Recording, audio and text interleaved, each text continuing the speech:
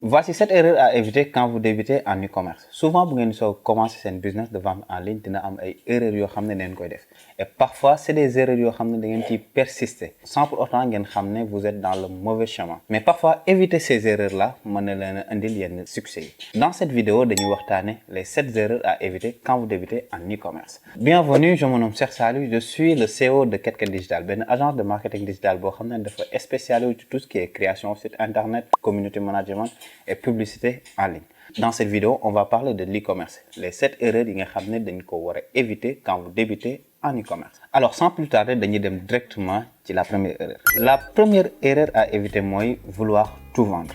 Tout comme un adage français qui dit que à force de vouloir tout gagner, tu risques de tout perdre. Cet adage-là, mën nga ko adapter aussi dans votre business. Lan mooy vouloir tout gagner. Parfois booy commencer doo am les moyens nécessaires, doo am le budget suffisant, doo am parfois la technique bi nga xam ne moom nga war a am. Souvent yooyu yëpp ay contraintes lay doon ci yow.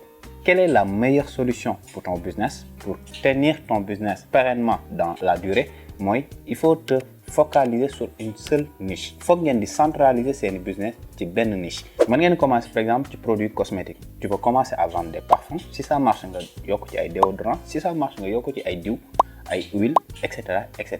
À la base, tu as commencé à vendre des parfums. Ça a marché, nga continuer ba yokk ci yeneen produits yoo xam ne ils ont en parfaite adéquation avec les parfums, c'est-à-dire ñoo bokk même niche. Donc ce que je veux dire par là mooy choisissez une niche boo xam ne ci loolu ngeen di nekk. Mais bu leen bëgg a jël n'importe quel produit ou bien tous les produits que vous trouvez sur le marché jàpp ne mën ngeen a satisfaire le besoin de tous les clients. C'est quasiment impossible bu fekkee da ngay soog a débuter. Parce que même les marques yi nga xam ne ñu ngi koy réussir généralement ils ont de gros budgets. Ils ont une équipe derrière. Ils ont aussi des process yoo xam ne c'est extrêmement compliqué et surtout ils ont des stratégies marketing yoo xam ne à votre niveau du yow yaa koy mëne. Booy commencer mën nga commencer déjà avec une niche. Ou bien la deuxième solution mooy trouver un produit qui marche. Pour ça tu peux chercher sur le marché, que ça soit sur le marché local ou bien ailleurs. Mën nga chercher des produits yoo xam ne ça peut marcher ici. Si vous trouvez un produit produit boo xam ne moo ngi dox mën nga cee yokk yeneen ba nga xam ne tu peux devenir benn grand wala benn mastodonte ci domaine bi nga nekk. Donc soit da ngay ñëw ci benn niche nga jéem a xool ay produits yoo xam ne ñi ngi ci même niche bi nga jéem ko commercialiser wala soit tu pars d'un produit boo xam ne c'est un produit gagnant maanaam un produit boo xam ne ça marche, ça fonctionne nga dem ba laal yeneen produit. Deuxième erreur mooy ne pas afficher ses prix. Malheureusement nit ñi sonn nañ ci parce que da ngeen a jàpp ne le seul fait ngeen dugal seeni vidéo ak seeni photo nit ñi dinañ am temps à chaque fois ñu gis luñ soxla jël seen téléphone di leen woo. Il faut comprendre que dañoo nekk jamono boo xam ne nit ñi amuñ temps.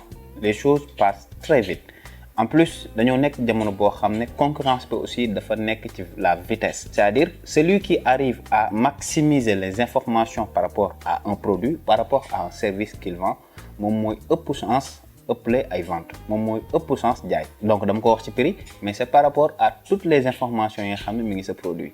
Quand vous faites de la publicité en ligne, moo xam vous rédigez vos clients vers un site web wala vers WhatsApp wala organic traffic comme TikTok wala Instagram wala Facebook par exemple, il faut ngeen fexe ba le client une fois arrivé sur son canal de vente moo xam sa site internet wala sa WhatsApp wala sa TikTok mu am à sa disposition toutes les informations yi nga xam ne moom la soxla, à savoir le prix, la livraison, le mode d'utilisation si c'est un produit compliqué, les modes de paiement, est-ce que paiement à la réception ou bien paiement avant la réception, etc., etc. yow yaa war a déterminer bépp information bi nga xam ne sa potentiel client wala sa client propre war na ko mën a xalaat imaginer.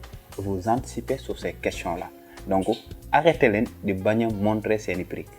Non seulement montrez vos prix, da ngeen a jàpp ne bu ngeen ko defee peut-être vous attirez la concurrence, mais non, vous facilitez l'achat à vos clients.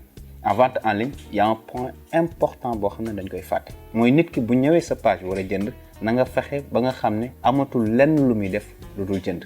Amatul information bu muy laaj, amatul beneen question bu muy laaj par rapport ak sa offre marketing. La seule chose qu'il a à faire, c'est d'acheter wala mu dem yoonam. Troisième erreur mooy vouloir casser les prix. Lan mooy vouloir casser les prix? Mooy li ñuy wax bëggee mooy nga fekk loo xam ne prix bi 10 000 francs la yow nga ñëw ne pour ma jaral dama koy jaay 5 000 francs jàpp na yow yaay gën a doxle ñenn loolu dina yàq sa business te à long terme yow yaay yàqal sa bopp marché bi aussi day yàquwaale naka nga yàqee marché bi ci lay ñëw ni premièrement avant de savoir naka la ñuy casser prix il faut d'abord xam naka la ñuy déterminer le prix. Le prix d'un produit c'est relatif à sa valeur perçue, c'est-à-dire un produit mën na jar 10 000 francs maanaam 10 000 francs yooyu mooy marché bi lan la leen jaral mais pourtant yow mi koy am peut-être 500 francs wala 1000 francs nga koy amee. Du coup même boo ko amee 1000 francs wala 500 francs waroo koo jaayee 5000 parce que sa valeur perçue c'est 10 000 francs. Bu la bëggee jàppee nga ne non dama ko amee 1000 francs donc dama koy jaay 5000 francs bés dina ñëw prix bi peut-être yokk wala inflation am wala beneen problème par rapport ak ce produit am moo xam mu manqué wala yu ni mel. Bu boobaa ñi nga xam ne ñoo doon jaayee 10 000 ñoom mën nañoo maintenir seen prix tout en restant rentable. Yow mi nga xam ne yaa doon jaayee 5000 da ngay mujj périr dans le marché.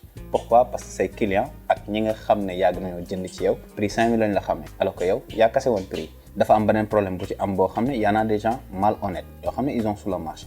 Naka la ñuy xaar mooy gis benn produit boo xam ne day dox bu ñu gisee ne l'offre dafa xaw a élevé dañuy dem jël produit bi yóbbu ko Chine bu ñu demee ñu defal leen ci ay copie-coller conforme bu ñu ñëwee fii di casser le prix d'une manière boo xam ne kenn mënul xam naka lañ koy justifier.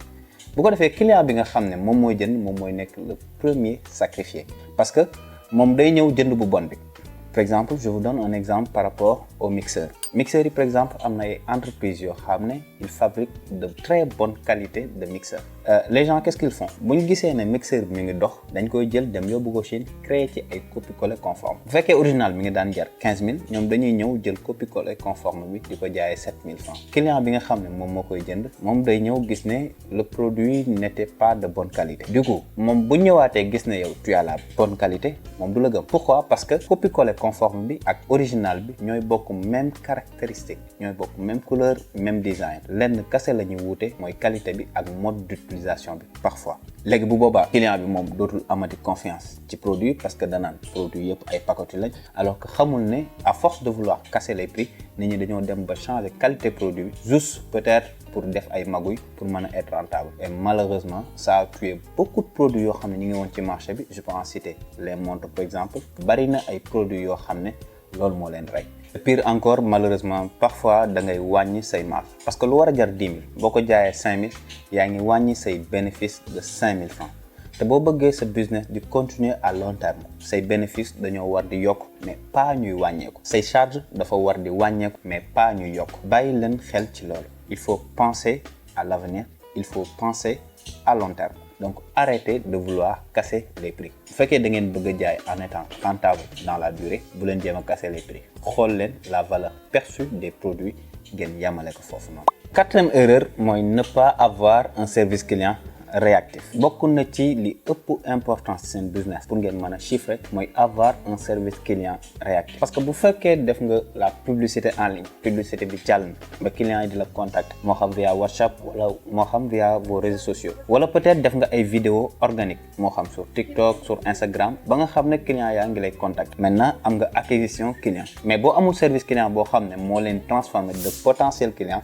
en client foofu la say problème di nekk te en plus jël leen énergie ak temps pour seeni clients. Restez professionnel mais sans pour autant être trop formel. Parfois client bi day am ay désirs yoo xam ne da koy soxla yow da ngaa war a fexe ba apporter ko ay solutions par rapport ak ces problèmes de ce fait da ngay seetlu ne client yëpp yamuñ li ma leen conseiller mooy considérer leen déjà client bi comme un ami comme votre ami boo xam ne da ngeen ko bëgg a jàppale à résoudre un problème durant le processus d'achat c'est-à-dire depuis bi mu la woowee ba ni muy conclure ak yow considère-le comme un ami boo xam ne da nga koo bëgg a jàppale dimbali ko pour résoudre ko problème am.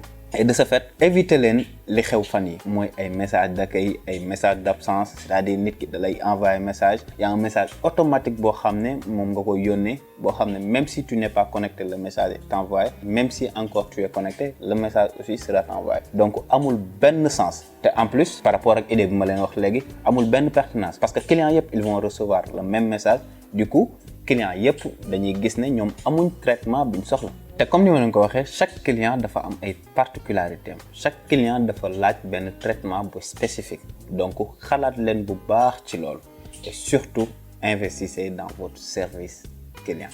Cinquième erreur mooy bañ a investir ci sa marketing. Gars yi bu fekkee am na conseil bu ma leen mën a jox conseil boo xam ne dina leen amal une importance capitale mooy bu leen négliger seen marketing. Parce que àdduna bi ñu nekk waxuma leen casser le milieu du business, waxuma leen casser le milieu de l'e-commerce, mais tout est question de marketing. Et da ngeen ma laaj peut-être mais naka laa mën a investir ci sama marketing quand je débute. booy soog commencer parfois bokk na ci contrainte yi ngay njëkk am mooy comment je m'adresse directement à mon client. Par exemple, quelles sont les notions, quelles sont les stratégies, quels sont les mots yi nga xam ne ñooy adressé wu directement à mon client. da nga soxla nga définir sa avatar client, sa cible, xam aussi naka ngay waxee ak sa cible. bu ngeen xamee seen cible ba pare bari na ay moyens yu ngeen mën a utiliser pour vendre vos produits.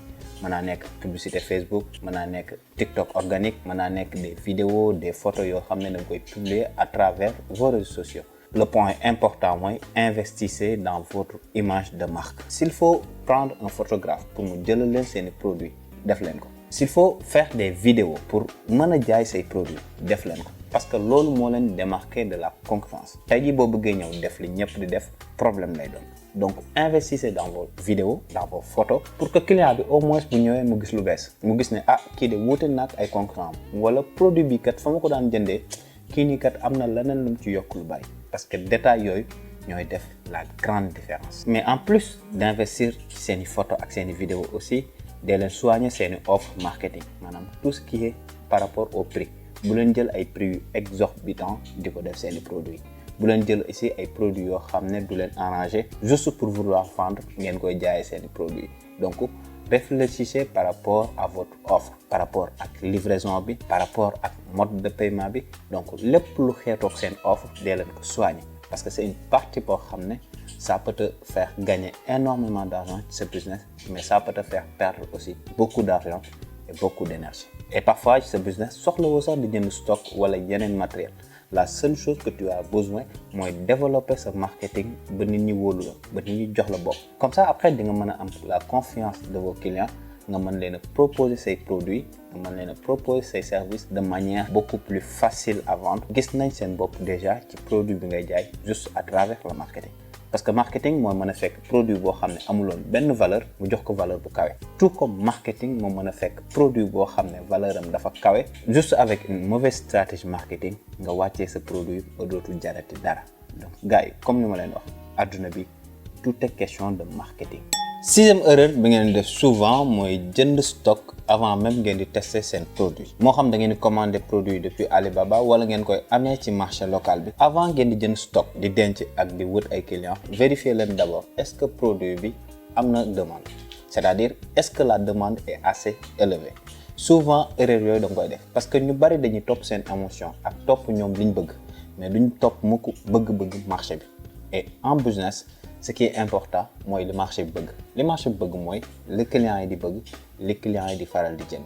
Donc yow say gëm-gëmu bopp ak say émotion teg ko de côté nga topp marché bi. Est-ce que marché bi bëgg na sa produit? Est-ce que nit ñi pare nañ pour payer de l'argent pour acheter votre produit? Renseignez-vous sur la demande, sur l'offre et la demande du produit. Renseignez-vous aussi sur le prix d'acquisition maanaam ñaata la leen di dikkee. Souvent da nga gis ñoo xam ne dañoo jàpp ne buñ demee Chine wala buñ toogee fii commandé ko Alibaba ci lay gën a moins cher alors que parfois ce n'est pas le cas parce que mën nga ko amee fii parfois ci marché local ci prix bu gën a moins cher. Parce que sur Alibaba nit ñi liñ leen di wax mooy produit bi nga xam ne mi ngi jar Sénégal 20 000 mën na jar Alibaba 2 000 francs wala 5 000 francs. C'est vrai mais bu nga ko jëndee 5 000 francs n'oubliez pas que parfois da ngeen di fay ay frais d'échange da ngeen di fay fret bi da ngeen di fay livraison bi mais en plus de tout ça parfois produit mën nga koo jënd mu def 2 mois ci yoon. Donc boo compter da ngay gis ne produit bi nga xam ne mi ngi jar Sénégal 20 000 yow nga jëndee ko Alibaba 5 000 mais peut-être fay nga ci 7 000 francs wala 10 000 francs de frais. Tout ce qui est frais yi nga xam ne moom laa ne wax léegi frais de livraison frais etc. nga xam ne après yow produit mi ngi lay dikkee 14 000 dëgg la 14 000 moo gën a tuuti 20 000 mais parfois temps bi muy jël est-ce que jar na ko. Donc da ngay gis ne dem jënd ko ci marché bi 20 000 mooy gën a avantage ci yow mais loolu c'est pas valable toujours. Parfois aussi am na produit yoo xam ne commandé ko Chine mooy gën 1000 fois te loolu xam naa expérience bi bu baax a baax parce que sama produit yi gën a dox yi nga xam ne ci la ëpp ay bénéfices je les ai commandés en Chine ci ngay ëppee bénéfice ci ngay ëppee rentabilité en plus ci ngay mën a vérifier la qualité de vos produits. te li ci dàq mooy léeg-léeg da nga am indépendance boo xam ne di nga mën a jaay autant que tu veux comme tu veux parce que bu fekkee da nga adossé wu ci benn vendeur local parfois mën na def rupture de stock, parfois mën na yokk ay prix, parfois variantes yi mën na bañ a disponible te boobaa problème lay doon. ñetteel bi mooy renseignez-vous aussi sur les frais, tout ce qui est charge, tout ce qui est frais de livraison, tout ce qui est fret, etc. Renseignez-vous ci yooyu noonu. Donc bu leen mës a jënd stock ci benn produit tant que vérifié wu leen que y a une vraie demande, il y a des clients yoo xam ne ils sont prêts à payer de l'argent pour acheter votre produit. Dernière et pire erreur bi nga xam ne ñu bari dañ koy def, que ça soit ñi nga xam ne dañuy soog a dugg ci vente en ligne wala de business en ligne de manière générale dañ koy def mooy vouloir faire comme tout le monde. dafa am benn adage buy wax ne un monde où tout le monde fait la même chose, il est difficile de devenir quelqu'un. Alors sur le marché am na tout le monde, il y a aussi les quelqu'un. Tout le monde mooy ñi nga xam ne dañuy copiante seen biir duñ jéem a apporter benn lu bees, benn service bu bees wala benn surplus wala valeur ajoutée bu ñuy apporter ci seen i produit wala ci seen i service. Alors que les quelqu'un mooy ñi nga xam ne ils savent se distinguer, dañuy distinguer wu de la concurrence, dañuy différencier wu aussi de la masse à travers ci seen i stratégie marketing, mais à travers aussi offre yi nga xam ne ñu ngi koy développer. Donc bu leen xool li ñëpp di def ngeen bëgg koo def. Certes c'est vrai, parfois li gën mooy nga xool li nga xam ne moo ngi fonctionner nga copier ko, mais souvent li ñëpp di def ça ne fonctionne pas parce que bu fonctionner woon ñëpp duñ ko def parce que ñëpp duñ réussir. bu leen bëgg di copier les vidéos et photos de tout le monde, def leen seeni photo bopp. bu leen bëgg di utiliser les offres marketing de tout le monde, utiliser leen seeni offre bopp, que ça soit seeni vidéo, utiliser leen seeni voix off bopp, utiliser leen seeni stratégie bopp, utiliser leen seeni idée bopp.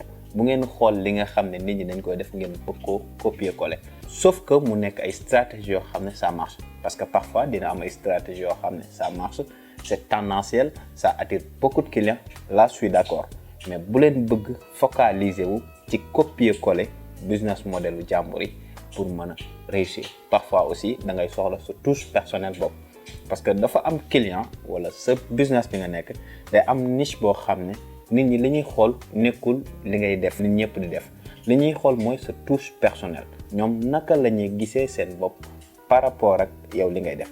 Et souvent mën na nekk un produit, mën na nekk un service. Si c'est un service, naka nga leen koy rendre, naka nga leen koy defaree, lan nga am de plus par rapport ak ses concurrents. Si c'est un produit, yow naka nga ko emballer, naka nga ko packager, say visuel naka nga ko mettre en avant, est-ce que da ngay proposer satisfait ou remboursé, comme ni ñu koy waxee satisfait ou remboursé, ndax da ngay proposer ay upsell, ndax da ngay proposer des services autour de vos produits. Donc différenciez-vous au maximum bu ngeen ko mënee, moo gën largement. Alors sama gars yi lii moo nekkoon vidéo tey, bu leen fàtte abonné pour plus de vidéos de business et d'entrepreneuriat. Gars yi ba beneen yoon.